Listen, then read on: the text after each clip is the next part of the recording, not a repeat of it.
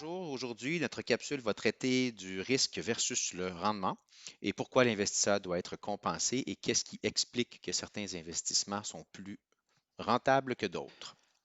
Alors, en investissement, il existe une règle simple qui lie en fait le risque avec le rendement. Plus on prend de risques, plus le rendement va être élevé.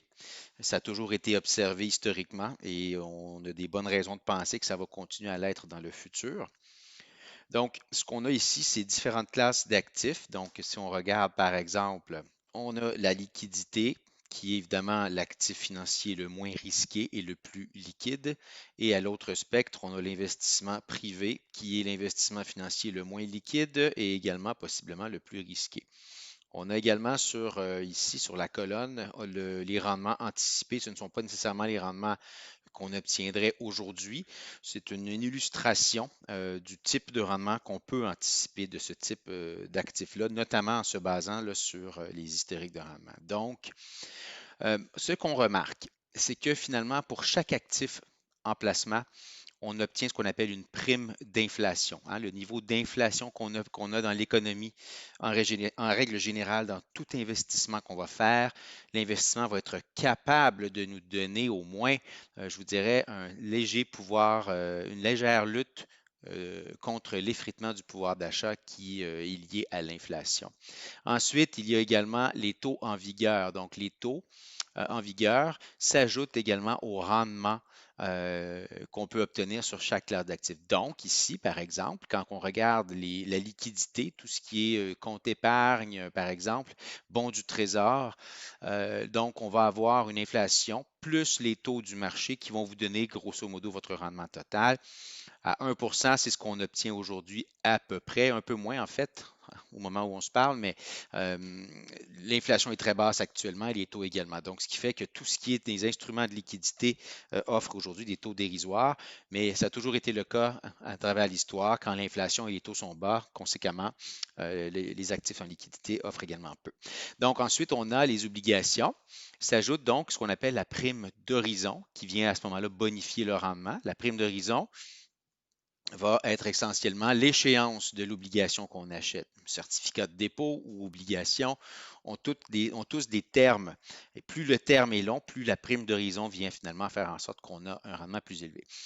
Crédit, ce que c'est en fait, ce sont des obligations corporatives, donc qui sont émises par des corporations. Donc, on va ajouter, le rendement va être plus élevé sur les obligations corporatives. Pourquoi? Bien, parce qu'il y a une prime de défaut. Hein. Les corporations ont plus de chances de faire défaut que des gouvernements ou des provinces. Donc, on doit être compensé comme investisseur et ça ajoute à ce moment-là le rendement plus élevé. Par la suite, il y a les actions. Alors, on a également les trois mêmes blocs, inflation, taux réel, prime d'horizon, parce qu'on sait que quand on investit dans des actions, on investit à long terme. Et s'ajoute à ce moment-là la prime du risque boursier, hein, le risque économique, le risque des cycles, le risque de récession est bel et bien un risque qu'on connaît comme quand on est investisseur et donc qui vient s'ajouter qui vient bonifier finalement le rendement qu'on peut anticiper des actions. Petite capitalisation sont également des actions, donc ici, des actions de petite capitalisation. Donc, encore une fois, prime de risque boursier, prime d'horizon, taux réel, inflation, prime de taille. Une entreprise plus petite a plus de chances, évidemment, de moins bien faire face à l'adversité et à des cycles économiques. Donc, l'investisseur doit également être compensé. Et historiquement, on a également observé que les actions de petite capitalisation donnent des meilleurs rendements que les actions de grande capitalisation. Marché émergent, donc on peut penser par exemple à la Chine, au Brésil, au Mexique, qui sont des pays qui émettent également des actions. Dans ce cas-ci, c'est la prime de marché ou prime du marché émergent qui est une prime en fait liée un peu des fois à l'incertitude politique ou économique qui peut avoir lieu dans des pays où la réglementation est des fois aussi moindre. Donc, euh, on a également une prime de rendement quand on achète des actions de marché émergent. Enfin, à l'autre spectre, on a les investissements privés, euh, communément appelés le private equity.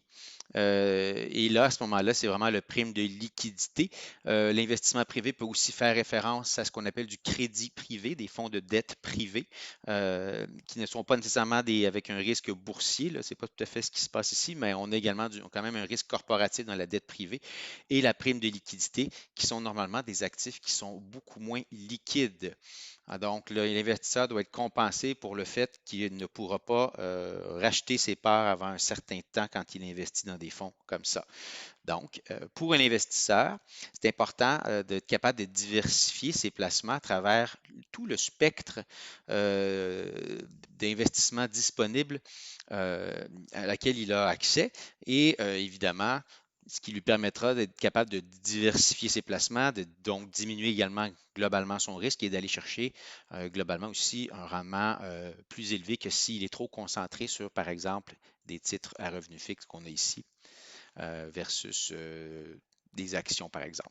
On peut donc constater ici finalement l'effet d'enrichissement qu'un investissement plus risqué peut donner à long terme par rapport à un investissement qui ne comporte pas ou peu de risques.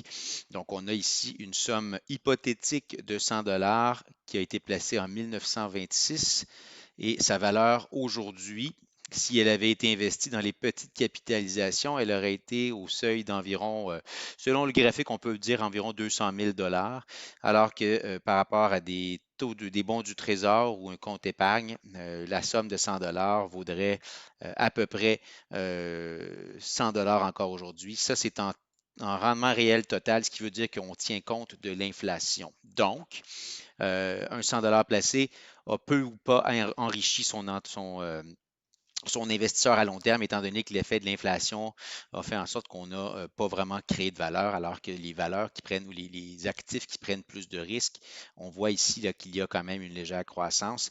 On voit par contre que si on regarde au niveau des petites capitalisations, la volatilité peut être très forte. Les hauts et les bas peuvent être très forts. Par contre, à long terme, on voit par contre qu'il y a vraiment une bonne appréciation et donc un enrichissement plus grand.